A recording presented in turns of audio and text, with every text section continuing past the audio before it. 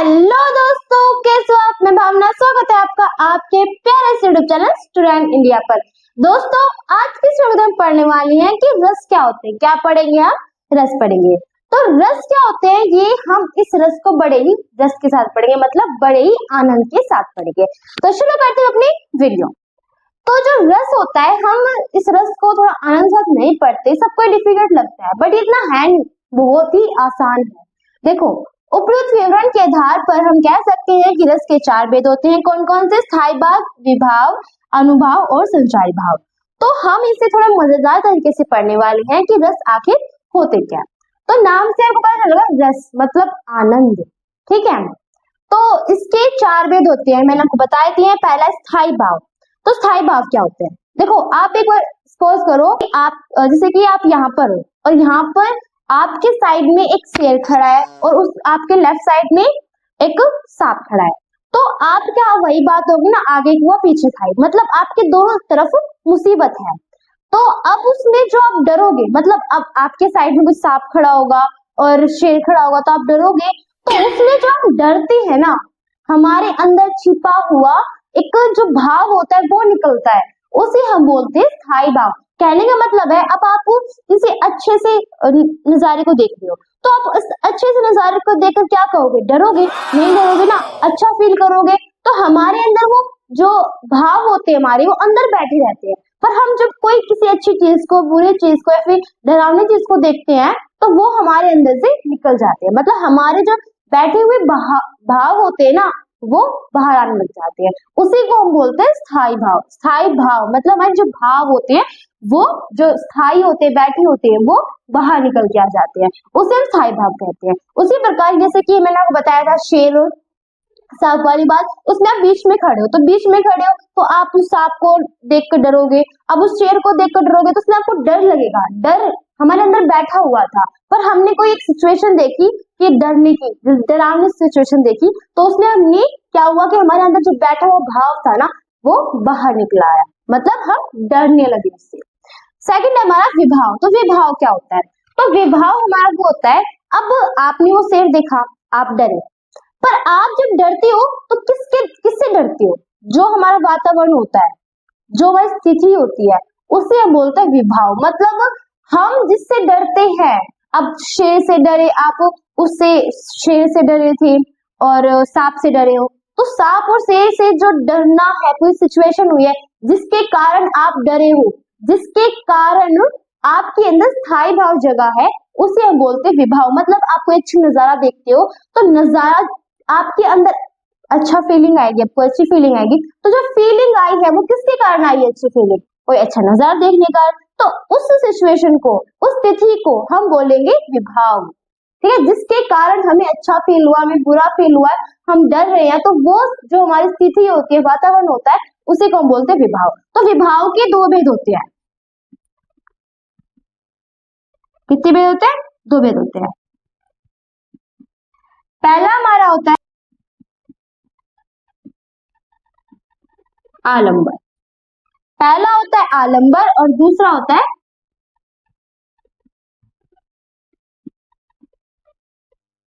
उद्दीपन।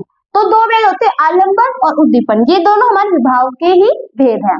तो आलंबर और उद्दीपन क्या होते हैं? अब आपको यही बात है कि हम डरे थे उस शेर और सांप से, तो आप जब डरे हो, जिससे डरे हो, आप शेर से डरे हो, आप कुछ सांप से डरे हो, तो वो दोनों हमारे आलंबर हो जाएंगे। और अब ऐसा ही नहीं, आप डरो, जो सांप और शेर है उससे आप सिर्फ डर ही जाओगे। वो जब अगर वो सांप और शेर आपके पास आ गए और जो शेर है वो उसने गरजना शुरू कर दिया और जो सांप था उसने फुकारना शुरू कर दिया, तो आप जितना डर रहे हो ना, उससे डबल डरोगे। मतलब अगर वो अपना इफेक्ट दिखाएगा तो आप ज्यादा डरोगे ना उससे। अब शेर है आपके सामने खड़ा है, तो आप उसे देख के पहले सहम जाओगे, मतलब डर जाओगे। पर अगर वह गरजना शुरू कर देगा तो आप और ज्यादा, मतलब या फिर आप बेहोश हो सकते हो या फिर आप और ज्यादा डर जाओगे। तो उसी को हम कहते हैं आलंबर। आलंबर मतलब हम जिससे डरे, मतलब हम शेर से डरे। उद्दीपन, जब शेर और ज्यादा गरज रहा, मतलब जिससे हम और ज्यादा डरते हैं कि शेर से डरे हम। पर उद्दीपन वो होता है कि शेर अगर गरजना शुरू कर देगा तो हम उसे और ज्यादा डर जाएंगे। तो उसे हम उद्दीपन बोलेंगे। ठीक है। अनुभव क्या होता है? अनुभव, तो अनुभव हमारा वो होता है कि देखो, अब हम शेर से डरे, तो मैं पहले इन दोनों को रिपीट करती हूँ।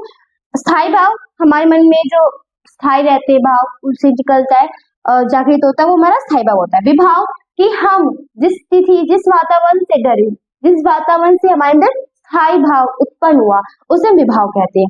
अनुभव हमारा वो होता है जिससे, मतलब अब हम शेर को देखा हमने शेर को, तो उसके अंदर हम डरेंगे, तो डरेंगे, पहले हम कांपेंगे, कांपेंगे ना, आप कांपोगे, या अपनी शेर देख लिया और सांप देख लिया तो आप कांपोगे, मतलब आप जब कांपोगे तो आपके अंदर, मतलब आप सिकुड़ जाओगे, होगा ये, आप सहम जाओगे या फिर सिकुड़ जाओगे आप।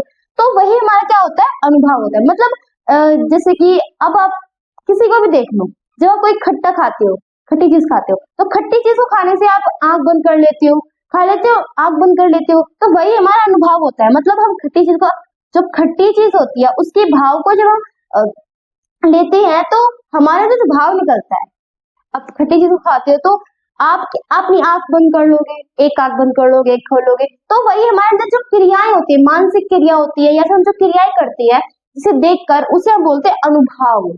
ठीक है। फिर आता है संचारी भाव। असंचारी भाव क्या होता है? तो संचारी भाव वो होता है, देखो, अब संचारी भाव क्या होगा?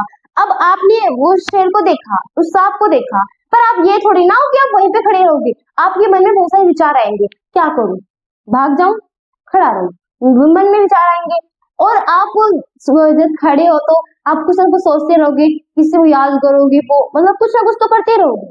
ठीक है। अब ऐसे तो नहीं सीधे खड़े के तब सब कुछ भूल जाओगे, कुछ तो करोगे, तो वही हमारा होता है संचारी भाव। तो ये चार भाव होते हैं हमारे, स्थायी भाव, विभाव, अनुभव और संचारी भाव। तो अब हम पढ़ने वाले हैं 11 रसों के 11 स्थायी भाव होते हैं। तो 11 जो रस होते हैं हमारे, उनके 11 स्थायी भाव होते हैं जिन्हें हम पढ़ने वाले हैं। मतलब जैसे कि हम किसी चीज को देखकर डरते हैं, तो जब हम उसे डरते हैं तो डरने में कौन सा रस होता है? जब हम देखें, डरेंगे, कोई बनाए चीज को देखकर हम डरते हैं, तो उसमें कौन सा रस होता है और उस रस का कौन सा स्थायी भाव होता है, तो उन्हें हम पढ़ने वाले हैं। तो 11 रस होते हैं, उसके 11 स्थायी भाव होते हैं। पहला होता है हमारा श्रृंगार। श्रृंगार क्या होता है? श्रृंगार एक रस है और उसका स्थायी भाव होता है रति। क्या होता है? रति। रति मतलब स्त्री पुरुष का प्रेम, जो स्त्री और पुरुष के बीच का प्रेम होता है उसे हम बोलते हैं रति।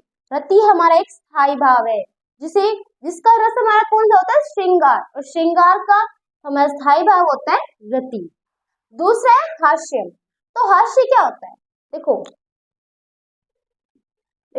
हास्य होता है हमारा, देखो हास्य हमारा क्या है? एक रस है, उसका स्थायी भाव होता है हमारा हास्य। वाणी या अंगों में उत्पन्न हंसी, मतलब जैसे कि हम किसी चीज को देखकर हंसते हैं, किसी भी चीज को हम देखकर हंसेंगे, तो उसमें जब तो किसी चीज को आप देखकर हंसते हो, तो जब हम हंसते हैं तो उसके अंदर कौन सा रस होता है? हास्य रस, मतलब हंसने वाला रस। हास्य को हम हंसना ही बोलते हैं, और उसका रति होता है और उसका स्थायी भाव होता है हमारा हास्य। फिर आता है करुण। तो करुण रस क्या होता है हमारा? करुण मतलब किसी शोक या फिर पीड़ा हो सकती है। करुण मतलब कोई शोक या फिर पीड़ा। अब आप किसी चीज को देखकर शोक हो जाते हो, ये मतलब वो शोक नहीं कि आप किसी चीज को एकदम आश्चर्य हो जाते, वो वाला नहीं। इसका मतलब होता है हम प्रिय के वियोग या हानि के कारण उत्पन्न, मतलब किसी से बिछड़ जाने का जो शोक होता है उसे हम बोलते हैं करुण। करुण हमारा एक रस है और इसका हमारा स्थायी भाव होता है शोक। शोक मतलब किसी प्रिय के वियोग का, मतलब किसी भी का बिछड़ जाना, हमारा जो जिससे हम ज्यादा प्रेम करते हैं, जो हमारा प्रिय होता है, उसका बिछड़ जाना क्या होता है? हमारा शोक कहलाता है। प्रिय के वियोग या फिर हानि के कारण उत्पन्न जो हमारा उत्पन्न होता है दर्द, शोक उसे कहते हैं, और उसका हमारा रस होता है करुण। फिर आता है वीर। वीर मतलब उत्साह। वीर जो हमारा एक रस है, उसका स्थायी भाव होता है उत्साह। उत्साह मतलब दया, दान, वीरता आदि जो हम उत्साह दिखाते हैं। एक उत्साह तो वो होता है कि हम किसी चीज को देखकर खुश होते हैं, बट वो हमारा अलग होगा, वो उसका अलग स्थायी भाव आएगा। ठीक है। पर इस स्थायी भाव का मतलब है हम किसी पर दया करते हैं, किसी को दान देते, उससे जो हमें उत्साह मिलती है, या फिर किसी की वीरता को देखकर हम कोई उत्साह मिलती है, तो उसे हम बोलते हैं वीर, मतलब उसका रस होता है वीर होता है। फिर आता है रौद्र। रौद्र रस होता है जिसका अर्थ होता है क्रोध, मतलब हम किसी चीज को देखो क्रोधित हो जाते हैं तो उसका रस होता है रौद्र। किसी भी चीज को आप देख के क्रोधित हो जाते हैं तो उसका रस क्या होता है, रुद्र। कार्य बिगड़ने वाले को दंड देने वाली मनोवृत्ति, मतलब हम किसी जो कोई कार्य है वो उसे बिगाड़ देगा, मतलब आप ही हो, आप किसी भी कार्य को बिगाड़ देते हो तो आपको जो दंड मिलेगा, दंड आपको मिलेगा, पर जो गुस्से में आपको दंड देगा ना उस गुस्से को हम बोलते हैं रौद्र। या अगर आप मान लिया कि आपका आपके टीचर है तो आप कोई काम नहीं करके लाते हो तो आपके टीचर को मारते हो, तो उसमें जो टीचर का जो गुस्सा होता है, टीचर का जो गुस्सा होता है उसे हम बोलते हैं रौद्र।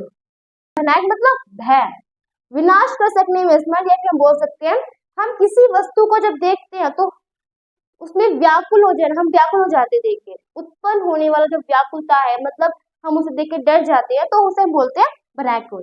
अब मैंने आपको जो पहले उदाहरण बताया था वो सांप और शेर का केस करवाया था आपको, तो उसमें क्या है कि आप बीच में खड़े थे तो बीच में तो आप थे ना, आपके जो साइड में हमारा सांप और शेर था, जिसे करना आपके मन में स्थायी भाव जागृत हुआ था, मतलब आप डर गए थे।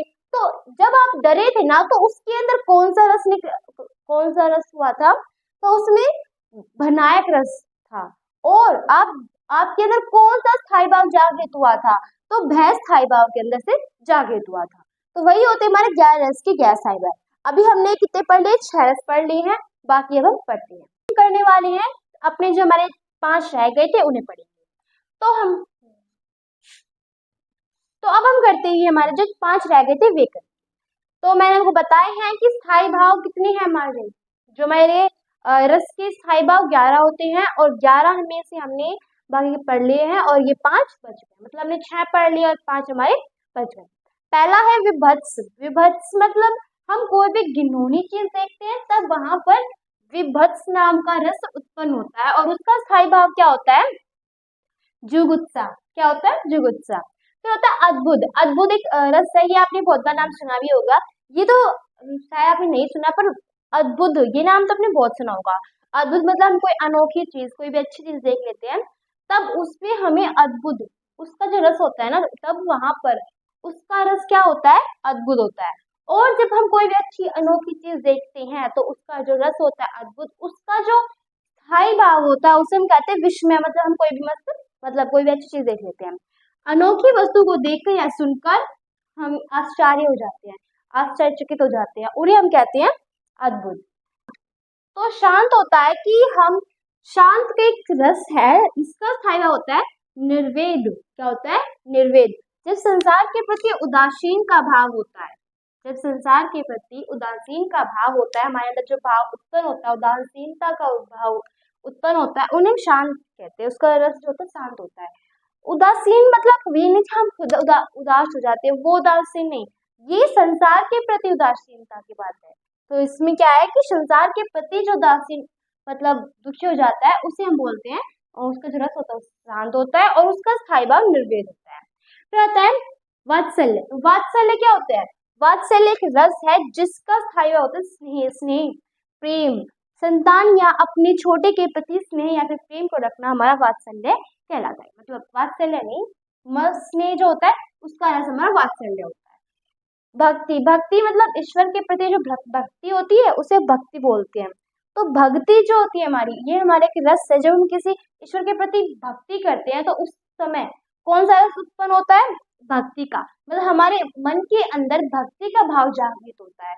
ठीक है, तो भक्ति हमारा क्या है, रस, और इसका स्थायी भाव देव विषय करती, देव विषय करती इसका भाव होता है, मतलब देव के प्रति जो भगवान है उनके प्रति हमारे अंदर जो भी प्रेम या फिर स्नेह उत्पन्न, या फिर हम बोल सकते हैं भक्ति उत्पन्न होना। ठीक है, तो उसे हम बोलते हैं देव विषय करती। तो ये हमारे जो 5 थे मैंने आपको करवा दिया, टोटल हमारे 11 हो चुके हैं। तो यही हमारे क्या थे, स्थायी भाव मतलब रस थे। तो रस थे, मैंने आपको रस करवा दिए हैं और ये बहुत ही इजी टॉपिक था। इसमें सिर्फ हमें 4 बातों का ध्यान रखना है।